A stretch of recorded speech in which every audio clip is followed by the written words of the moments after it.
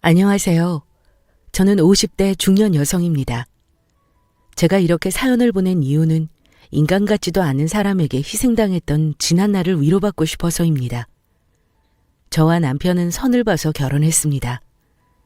급하게 한 결혼이었지만 시댁이 잘 살아서 친정 부모님께서 좋아하셨고 사랑은 남편과 살면서 생길 거로 생각하고 식을 올렸습니다. 결혼하고 나서는 남들처럼 자식들도 낳고 살았죠. 어느 날 남편이 퇴근하고 심각한 표정으로 집에 들어왔습니다. 그리고 제게 조용히 할 말이 있다고 하더군요. 무슨 일인데 그렇게 심각해요? 저번에 아버지 모시고 병원 다녀왔다고 했잖아. 오늘 결과 나와서 확인했는데 건강 상태가 많이 안 좋으셔. 그래요? 어떻게 얼마나 안 좋으신데요? 신장 기능이 많이 안 좋아지셨대. 신장 이식 말고는 방법이 없다는데 미치겠어 아주. 세상에 어쩌면 좋아요. 신장 이식도 문제지만 아버님 젊은 연세도 아니신데. 그래도 어쩌겠어. 이식 말고는 방법이 없다는데. 그런데 이식해줄 사람은 누구로 해요? 가족이 해야 할 것 아니에요? 당신 괜찮겠어요? 나하고 여동생밖에 없는데 동생은 이번에 둘째 가져서 안 되고 나뿐인데 당신도 알잖아. 아버지한테 유전된 거라 내 신장도 좋지 않은 거. 이식해줄 사람이 없어서 큰일이야. 그래서 말인데 당신이 한번 검사 받아봐. 혹시 모르잖아. 이식이 가능할 수도. 내가요? 우리 아버지가 당신을 얼마나 예뻐하시는지 알잖아. 그 은혜 갚는다고 생각하고 검사라도 한번 해보자. 어차피 확률은 낮지만. 지금 검사할 사람이 없어. 우리 애들은 너무 어리고 엄마는 연세도 있으시고 거기다 매자는 출장으로 어렵잖아. 당신밖에 없어. 남편의 갑작스러운 말에 당황스러움을 감추지 못했습니다. 아버님께 신장을 이식해드리기 싫은 것이 아니라 수술 자체에 대한 경험이 없어서 무서움이 앞섰거든요. 그렇지만 편찮으신 아버님을 생각하니 무서움이고 뭐고 더 망설일 수 없었습니다. 남편의 말대로 검사받을 사람이 정말 저밖에 없었거든요. 서둘러 병원에 방문하여 이식 가능 검사를 했습니다. 며칠 후 검사 결과가 나왔는데 결과는 의외였어요. 놀랍게도 제 신장은 이식이 적합하였습니다. 결과를 듣고 시댁 가족들 모두 다행이라며 안도의 한숨을 쉬었습니다. 저는 신장이 적합할 거라고 생각을 못했는데 수술에 겁이 나면서도 해결책이 저밖에 없었고 그동안 하나뿐인 며느리라고 예뻐해 주시는 아버님을 생각하니 결심이 섰습니다. 수술 의사를 전달하고 나니 수술 일정은 빠르게 잡혔습니다. 그렇지만 저도 사람인지라 겁이 나기도 하더군요. 당신 왜 이렇게 안절부절 못하고 그래? 아무래도 이런 큰 수술은 처음이라 겁나서요. 아이고, 그 나이 먹고 겁은 무슨. 이 사람아, 그냥 눈 한번 딱 감고 잠들었다 깨면 끝인데 뭘. 큰 수술 아니니까 호들갑 떨지 말고 얼른 수술 준비나 해. 장기의 일부를 떼어내는 건데 어떻게 큰 수술이 아닌가요? 수술의 숫자도 경험해보지 못한 저는 얼마나 겁이 났는데 남편의 말이 참 서운했습니다. 더군다나 본인 아버지를 살려주는 건데 따뜻한 위로는커녕 참 사람이 모질구나 싶었어요. 그러나 제 걱정과는 달리 수술은 무사히 잘 끝났습니다. 저는 나름대로 회복이 빨랐고 연세가 있으신 아버님도 점점 호전되어 가셨지만 지속적인 주의와 관리가 필요하다고 했습니다. 어머님의 정성어린 간호로 아버님은 쾌차하셨고 건강하게 퇴원하셨습니다. 우리 며느리 덕에 내가 조금 더 살다 갈 수 있겠구나. 그런 말씀 마세요, 아버님. 조금 덜하뇨. 오래오래 살다 가셔야죠. 우리 아들하고 딸 결혼하는 것도 보시고 증손주 낳는 것도 보셔야죠. 그래, 내가 우리 며느리 봐서라도 열심히 관리해야겠어. 그나저나 자식도 아닌데 이식 결정해줘서 고맙다. 별 말씀을요. 며느리도 자식이나 마찬가지죠. 아버님은 그 뒤로 열심히 관리하셨고 몇 개월 후 건강은 놀랍도록 좋아지게 되셨습니다. 옆에서 오래도록 간호하느라 힘드셨던 어머님도 여유가 생기셨는지 좋아하셨고요. 그런 시부모님의 모습을 보고 있자니 문득 홀로 지내시는 친정엄마가 생각났어요. 오랜만에 엄마를 보러 친정으로 갔습니다. 그런데 오랜만에 엄마를 보니 놀랍도록 살이 많이 빠져 있더군요. 그동안 간간히 통화만 했지 직접 얼굴을 본 지 좀 되었거든요. 저는 걱정스레 물었습니다. 엄마, 살이 왜 이렇게 많이 빠지셨어? 혼자 있다 보니까 챙겨 먹기 귀찮아서 그래. 잘 먹으면 금방 살 붙으니까 걱정할 필요 없어. 참, 사돈어른 건강은 많이 좋아지셨다고? 엄청나게 쌩쌩해지셨어. 연세 때문에 걱정이었는데 다행이지. 너도 이상했는 거 아니지? 이식해준 사람도 위험하다던데. 왜 하필 우리 딸이 이식을 하게 됐다니 그래? 난 괜찮아. 이식해줄 사람이 나밖에 없어서 어쩔 수 없었어. 참, 엄마 반찬 좀 싸왔어. 저는 챙겨온 반찬을 냉장고에 넣으며 정리하는데 식탁 한쪽에 약 뭉치가 있더군요. 살펴보니 당뇨가 있으신 엄마의 약인 것 같은데 약의 양이 전보다 더 늘어 있었습니다. 엄마, 이 약이 왜 이렇게 많아? 저번에 먹던 약이랑 다르잖아. 다르기는 비슷하구먼. 원래 그 정도만큼 먹었어. 이만큼 먹기는 무슨 내가 엄마 약을 아는데. 엄마 혹시 당뇨 증세가 더 심해진 거야? 아이고, 아니야. 됐고, 넌 얼른 집으로 가봐라. 피곤해서 좀 쉬고 싶어. 라고 말씀하시더니 방으로 그냥 들어가 버리셨습니다. 엄마의 그런 태도를 보니 더욱 심상치 않았습니다. 살이 많이 빠지신 것도 마음에 쓰였고요. 저는 곧장 엄마가 다니시는 병원으로 달려갔고 의사에게 엄마의 몸 상태를 확인했습니다. 당뇨가 있으셨던 엄마는 상태가 더 안 좋아지셨고 합병증으로 이어질 수 있는 위험한 상황이라고 했습니다. 입원 치료를 권하였으나 엄마가 완강히 거부하셨다고 하더군요. 아무래도 제게 짐이 되기 싫으셨던 것 같았습니다. 저는 그런 엄마가 걱정되어 집에 가자마자 남편과 의논하고 싶었으나 남편은 역시나 집에 없더군요. 보통 퇴근하면 집으로 곧장 오는 사람인데 요즘 들어 무슨 모임을 하기 시작하더니 부쩍 집에 없는 날이 많아졌습니다. 심지어는 모임 사람들과 등산이나 낚시하러 다녀온다며 외박하는 날도 있었고요.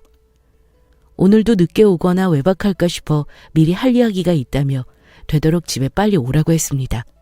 그랬더니 버럭 화를 내더군요. 이 여편네가 미쳤나? 아, 왜 이렇게 보채고 난리야? 중요하게 의논할 말이 있다니까요. 의논은 무슨? 개풀 뜯어먹는 소리 하네. 하는 일 없이 맨날 집구석에서 놀기만 하니까 심심해서 그렇지. 됐고 나중에 이야기해. 안 돼요. 정말 중요한 이야기예요. 늦게라도 기다릴 테니까 집에 와서 이야기해요. 알겠죠? 어휴, 이놈의 징그러운 집구석 진짜. 끊어. 남편은 뭐가 그리 짜증이 나는지 신경질적으로 전화를 끊더군요. 모임에서 만난 사람들과 신나게 놀고 있는데 집에 오라고 하니 그게 그렇게도 짜증이 났나 봅니다. 남편의 그런 태도에 저는 기분이 좋지 않았어요. 집에 들어오면 친정엄마 이야기를 상의해야 하지만 모임 사람들한테 빠져 외박하는 문제도 이야기를 나눠야겠다고 생각했습니다. 언제 들어오나 벼르고 있는데 11시가 넘어서 술에 취해 집에 들어오더군요. 당신, 내가 의논할 거 있다고 했잖아요. 이렇게 술을 먹고 들어오면 어떡해요? 이놈의 여편네가 지금 누구한테 큰 소리야? 내가 술을 먹고 들어오든 말든. 네가 뭔데? 진짜 짜증나게 하고 있어. 여보, 말이 너무 심한 거 아니에요? 요즘 당신 모임 사람들 만난다고 맨날 늦게 들어오고 외박도 자주 하잖아요. 이제는 좀 자제하는 게 좋을 것 같아요. 어울리는 것도 어느 정도 해야죠. 늦게까지 술을 마시며 놀거나 외박하는 건 내 마음이야. 집에서 아무것도 모르고 살림만 하는 옆에 내가 뭘 알아? 그리고 너 가서 거울 좀 봐봐라. 네 얼굴 보러 들어오고 싶나? 누가 내 얼굴 보러 오래요? 당신이랑 입씨름하기 싫어요. 이건 나중에 이야기하기로 하고 나 오늘 친정에 다녀왔는데 우리 엄마 당뇨 있는 거 알고 있죠? 엄마 당뇨가 심해져서 합병증까지 올 수 있대요. 입원은 계속 거부하고 계시고요. 아무래도 걱정되어 집으로 모시고 와야 할 것 같아요. 뭐? 지금 병들어 아픈 내 엄마를 내가 모셔야 한다고? 이게 돌았나 어디서 미친 소리야? 그런 쓸데없는 미친 소리를 의논한다고 나보고 오라고 한 거야? 라고 말하며 순간적으로 제 뺨을 쳤습니다. 술에 취해 감정 조절이 어려웠는지 아니면 집에 빨리 오라는 말에 이미 기분이 상했던 것인지 친정엄마를 모셔야 한다는 말에 분노했어요. 그 모습을 본 아이들이 취하셨다고 그만하시라며 막아섰습니다. 다 큰 아이들 앞에서 이런 모습을 보이니 참 비참하더군요. 아들이 말리자 남편은 다 꼴보기 싫다며 집을 다시 나갔습니다. 그리고 며칠 동안 집에 들어오지 않았어요. 아무리 전화와 문자를 남겨도 연락 한 통 없었습니다. 저도 이와 같은 남편의 태도에 단단히 화가 났고요. 집에 들어오면 술에 취해 저지른 실수라도 쉽게 용서해주지 않으리라 생각했습니다. 며칠 후 남편이 집에 들어왔더군요. 그런데 들어오자마자 제게 서류 봉투를 하나 주었습니다. 이게 뭐예요? 이혼해. 잠만 말고 도장 찍어. 뭐라고요? 생각지 못한 남편의 말에 저는 봉투를 확인했습니다. 남편의 말대로 정말 이혼 서류가 들어있더군요. 이런 일 있고 나서 며칠 만에 들어와 한다는 소리가 이혼이에요? 당신 정말 미쳤어요? 더는 너랑은 살고 싶지 않으니까 이혼하자고. 그러니까 왜요? 당신 갑자기 왜 이러는 건데요? 당신 혹시 내가 엄마 모시고 살자고 그래서 그것 때문에 이혼하자고 하는 건 아니죠? 맞아. 내가 왜 우리 엄마도 아닌 사람을 모셔야 해? 그것도 늙고 병든 노인을. 난 그 짓 하기 싫고 내가 고생해서 번 돈 약값으로 들어가는 것도 짜증나니까. 그리고 이제 네가 지겨워. 좀 여자다운 맛이 있어야지. 허구한 날 집에서 그러고 있는 거 보기만 해도 신물이 난다고. 남편의 날카로운 말에 저는 큰 상처와 혼란을 받았습니다. 그때 남편의 전화벨이 울리더군요. 전화를 받은 남편의 휴대전화기 너머에서 어떤 여성의 목소리가 들렸습니다. 금방 갈게. 길게 이야기할 것도 없으니까 조금만 기다려. 저와 이야기할 때는 상반되는 목소리로 다정하게 대꾸하는 남편을 보니 어느 정도 눈치가 차려졌습니다. 저는 그런 남편에게 물었어요. 당신 혹시 여자 생겼어? 그래서 나보고 이혼하자고 하는 거예요? 어쩜 바람 피운 사람이 이렇게 당당하게 이혼 요구할 수 있어요? 이게 진짜 또 열받게 하네. 야, 그럼 너 같으면 너처럼 집에서 놀고 먹고 여자다운 맛도 없는 사람이랑 살고 싶겠냐? 내가 바람 피우게 만든 건 너야. 네가 애교가 있냐 뭐가 있냐? 화장도 안 하고 다 늘어진 옷에 애들만 보고 사는 너 같은 여자 난 딱 질색이야. 다 내가 자초한 일이니까 그냥 조용히 도장 찍고 꺼지라고. 그래, 이참에 도장 찍고 이대로 이 집에서 나가고 내 엄마 병거나 하면 되겠네. 당신 정말 내가 그동안 당신한테 어떻게 했는데 애들 키우고 당신 내조하느라 나 자신 꾸밀 시간조차 없었다고요. 거기다 난 아버님 아프실 때 내 신장까지 떼어드렸고요. 나중에 무슨 천벌을 받으려고 나한테 이래요? 내가 하라고 등 떠밀었어? 나중에는 네가 하겠다고 그랬잖아. 벌은 내가 알아서 받을 테니까 일 시끄럽게 만들지 말고 내일까지 조용히 찍고 나가라. 위자료 조금이라도 받고 싶으면 내 말 듣는 게 좋을 거야. 남편은 그 말을 끝으로 그 여자를 만나러 가는 건지 나가버렸습니다. 저는 앞으로 이 일을 어쩌면 좋을지 막막해서 신세 한탄하며 넋놓고 울었습니다. 그동안 남편을 위해 희생한 제 자신이 참 초라하게 느껴졌어요. 그런 제 모습을 집으로 돌아온 아이들이 보았고 저는 남편이 바람나서 이혼하자고 한다고 이야기했어요. 자식들은 제 말에 분노하며 아빠라고 생각하고 싶지 않다고 원망했습니다. 엄마, 그냥 이혼해. 뭐하러 아빠 같은 사람이랑 살아. 엄마가 뭘 그렇게 잘못해서 아빠한테 이런 대접 받으면서 사냐고. 이참에 나, 엄마, 동생 이렇게 셋이서 지내자. 우리가 아빠 버리는 거야. 아니면 외할머니 몸도 안 좋으신데 할머니 댁에 가서 같이 모시자. 우리도 간호하는 거 도울게. 자식들에게 이런 모습을 보여주는 게 참 가슴 찢어지지만 아들의 말을 듣고서는 한편으로 고맙기도 하고 또 우리 아들이 언제 이렇게 다 커서 어른이 됐나 대견했습니다. 그리고 아들의 말이 맞기도 했어요. 저는 남편에게 희생할 필요 없었죠. 장모가 아프다는데 나 몰라라 막말하는 것도 기가 차고 바람난 주제에 당당한 모습을 보고 오만정이 다 떨어졌습니다. 저는 그 길로 자식들과 짐을 싸서 엄마 집으로 갔어요. 갑작스러운 우리의 방문에 놀라셨지만 대강 이혼하겠다고 상황을 말씀드리니 속상해 하셨습니다. 그렇지만 바람난 사위를 용서할 수 없다며 이왕하는 이혼 받을 것 다 받아내라고 하시더군요. 엄마와 자식들의 힘을 등에 업고 저는 변호사 사무실을 찾아가 이혼 자문했습니다.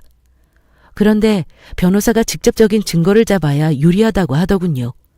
어떤 식으로 증거를 수집해야 하나 고민하던 찰나 아버님께 전화가 왔습니다. 네, 아버님. 지금 당장 집으로 좀 오너라. 네? 지금이요? 무슨 일 있으세요? 자세한 것은 만나서 이야기하고 어서 오너라.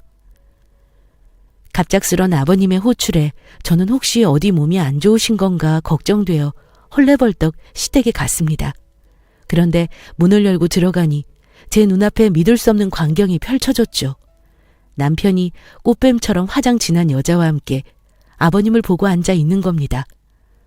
저 여자는 누구인가 싶다가 순간적으로 내연녀구나 싶었죠.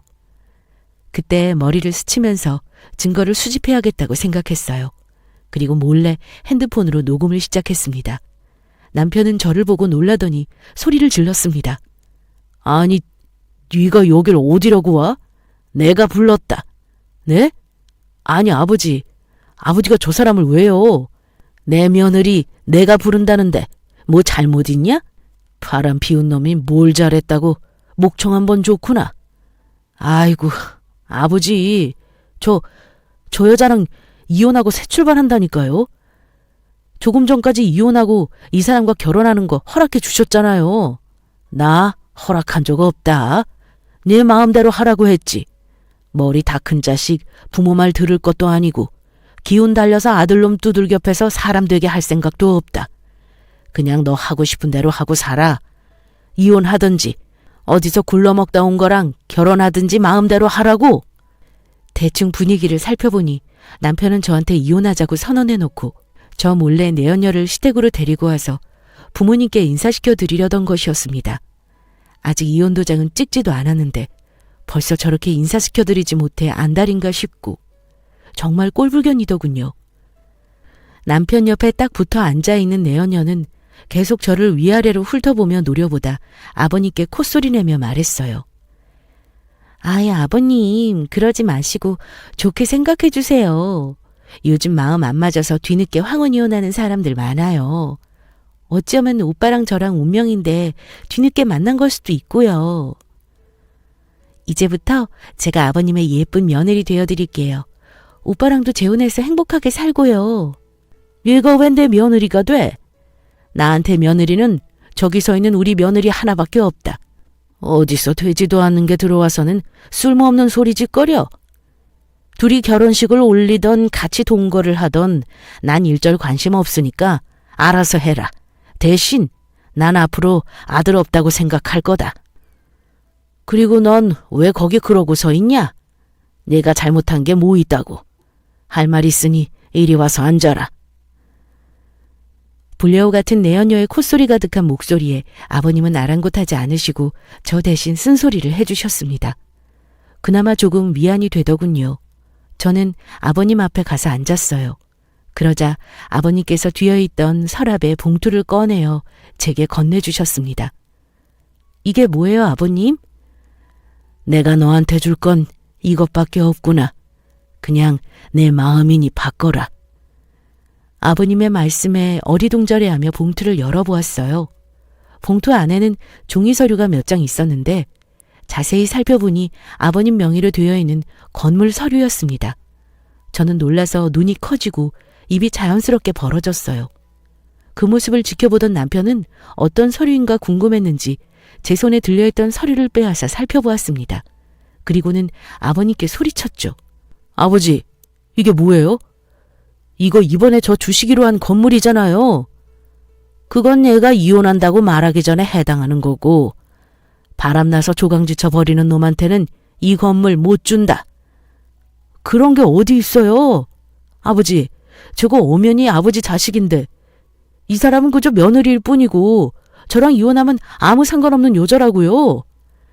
이놈의 새끼가 불려한테 미쳐서 위아래도 없냐? 어디서 소리를 질러? 그리고 왜 아무런 상관이 없냐? 내 하나뿐인 며느리이고 내 손주들 엄마인데 너처럼 짐승만도 못한 놈은 앞으로 내 자식 안 하면 그만이다. 그러니까 이 건물을 우리 며느리한테 줄 것이야. 저는 아버님의 말씀을 듣고 서러웠던 마음이 위로받는 기분에 참았던 눈물이 또 터져나왔습니다. 그리고 아버님께 말씀드렸어요. 아버님, 이 사람 바람피고 저한테 이혼하자고 했을 때 정말 이 세상에 아무도 제 편은 없는 것처럼 느껴졌어요. 그런데 아버님께서 이렇게 든든히 지켜주시니 너무 감사하고 또 감사해요. 우리 착한 며느리 울지 말아라. 넌 잘못한 거 하나 없어. 그동안 얘가 가정에 얼마나 충실했는지 다 안다. 누가 뭐라고 해도 이 세상에 내 며느리는 너 하나밖에 없어. 그리고 앞으로 아들놈 없다 생각하고 널 딸처럼 생각할 거야. 넌 날 위해 신장도 기꺼이 떼어줬잖니. 그리고 그 건물은 어차피 나 죽으면 너희 물려주려고 했던 건데 자식 잘못 키운 내 죄와 더 살게 해준 목숨값을 이 건물로 갚으마. 그러니까 이딴 놈이랑 헤어지고 너 하고 싶은 대로 편히 한번 살아봐. 아니 아버지, 이런 법이 어디 있어요. 정말. 피는 물보다 진하다는데 제가 아무리 바람피고 이혼한다고 해도 저는 아버지 아들 아닙니까? 천륜이에요, 천륜. 넌 왜 그러고 서 있어? 네가 진짜 그 건물 받을 거야? 그래. 아버님께서 주신 건물 감사히 받을 거야. 믿고 살았던 남편은 바람나서 이혼하자 그러고 우리 엄마는 몸이 편찮으셔. 그러니 난 아버님이 주신 건물로 남은 인생 행복하게 지낼 거라고. 그동안 너한테만 맞추고 살았고 애들 키우느라 못난 남편 내조하느라 내 인생 제대로 누리며 보낸 적 없어. 앞으로 나도 아버님 말씀처럼 내가 하고 싶은 거 다 해보면서 살 거야. 막상 이렇게 되고 보니 이혼하자고 한 거 말 잘했어. 처음으로 당신한테 고마운 일이 생겼네. 저는 남편에게 결혼 후 처음으로 고마운 마음을 갖고 시부모님께 인사를 드리고 일어섰습니다. 그러자 남편이 갑자기 벌떡 일어나 제 앞으로 와서 무릎 꿇고 제 바지가랑이를 붙잡더군요. 여보, 내가 잘못했어. 내가 잠시 미쳤었나 봐. 아무리 여자한테 미쳐도 조강지처를 잇는 게 아닌데 내가 정말 머리가 어떻게 됐나 봐. 우리 아버지 아프셨을 때 당신이 신장도 떼어줬는데 내가 그 은혜도 모르고 당신한테 너무 큰 죄를 지었어. 나 한 번만 용서해줘. 저 여자랑은 그렇게 깊은 사이 아니야. 지금 당장이라도 헤어질 수 있어. 남편의 말을 듣고 있던 내연녀는 벌떡 일어나 남편의 뺨을 세게 때렸습니다. 미친놈, 너같이 찌질한 새끼 나도 싫어. 아내한테 건물 떨어지니까 쪼르르 가서 붙냐? 너 같은 걸 만난 내가 미친년이지. 어휴, 재수가 없으려니. 라고 말하고는 그 길로 집을 나갔습니다. 남편은 맞은 뺨을 어루만지더니 저를 더욱 애처롭게 보며 눈물을 글썽거리더군요. 여보, 나 정말 앞으로 잘할게. 이제 내 인생에 여자는 당신밖에 없다고 생각하면서 살게. 장모님 몸도 안 좋으신데 당신만 용서하면 내가 장모님 병간호 다 할게. 당신은 신경 쓰지 말고 하고 싶은 거 다 하면서 살아. 정말 너란 인간 질리는구나. 정말 저 여자 말처럼 아버님이 검을 물려주신다니까 지금 나한테 이러는 거야? 너 정말 사람 맞니? 양심이라는 게 있어? 건물 때문에 꼭 그런 것만은 아닌데, 솔직하게 말하면 실은 아버지가 몇 달 전부터 건물 물려주신다고 그래서 하던 일도 다 그만두고 사업하려고 여기저기 시작한 일도 있고, 그런데 이미 일은 저질렀는데 자금이 있어야지. 당신이 이번 한 번만 눈 딱 감고 그냥 용서해주면 내가 앞으로 당신 호강시켜주면서 행복하게 해줄게. 앞으로 절대 딴짓 안 하고 늦게나마 가정에 충실한 남편 되도록 노력할 거야. 제발 나 좀 믿어줘 여보. 그런 남편의 모습을 본 아버님은 혀를 끌끌 차시며 못마땅해 하셨어요. 그리고 제게 그러셨죠. 아가, 사람 고쳐 쓰는 거 아니라더라. 내가 다시 못난 놈 받아준다고 하면 어쩔 수 없는 거지만 난 얘가 더 이상 이놈 때문에 마음고생하지 말고 남은 인생 행복하게 즐겼으면 좋겠구나.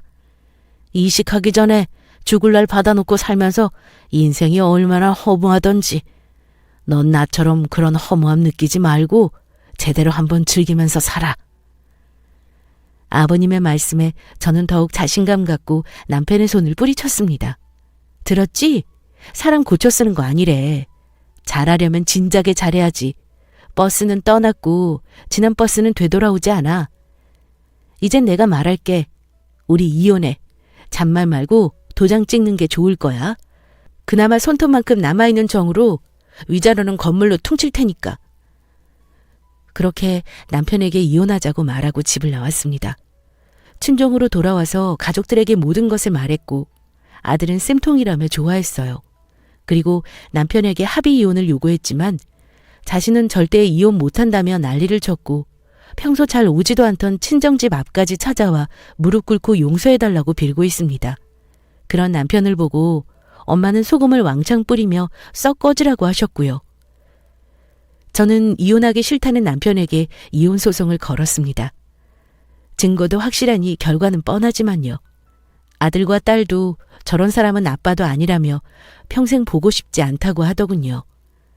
아버님이 물려주신 건물로 우리는 여유로운 생활을 누리는 중입니다. 남편은 무턱대고 시작한 사업 자금을 메꾸느라 허덕이고 있다고 하더군요. 참 쌤통이에요.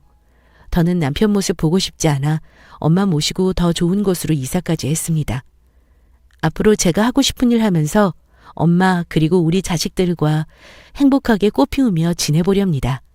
지금까지 저의 이야기 들어주셔서 감사해요.